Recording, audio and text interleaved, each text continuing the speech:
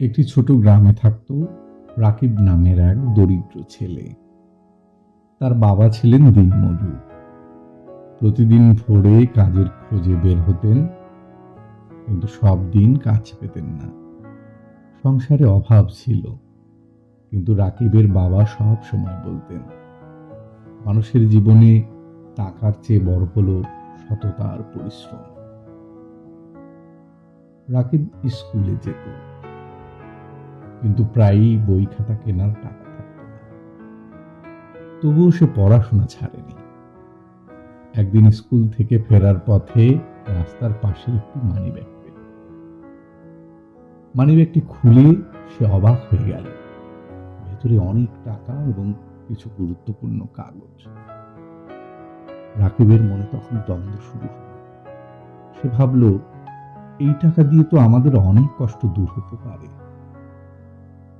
কিন্তু বাবার কথা তার কানে বারবার বাজতে লাগলো, অন্যের জিনিস কখনো নিজের মনে করো না।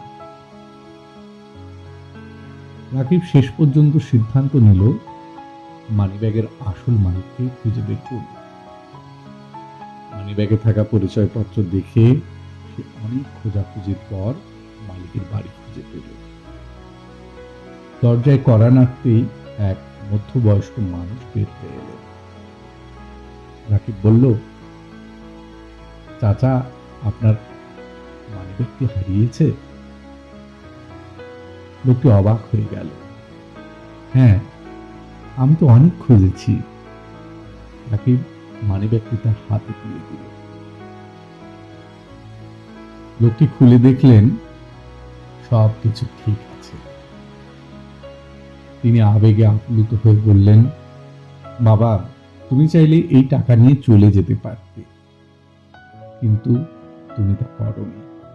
কেন?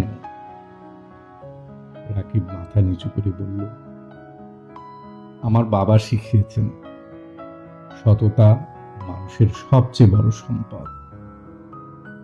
লোকটি হাসলেন। তিনি ছিলেন একটি বড় প্রতিষ্ঠানের মালিক। রাকিবের সততায় মুগ্ধ হয়ে তিনি বললেন, আজ থেকে তোমার পড়াশোনার সব দায়িত্ব আমার। সেই দিন থেকে রাকিবের জীবনে নতুন অধ্যায় শুরু হলো। অনেক বছর পর সে একজন সফল মানুষ হল, কিন্তু সে কখনো ভুলে যায়নি সেই দিনের শিক্ষা। সততা মানুষকে সাময়িকভাবে কষ্ট দিতে পারে, কিন্তু শেষ পর্যন্ত সেটাই জীবনের সবচেয়ে বড় আলো হয়ে ফিরে আসে।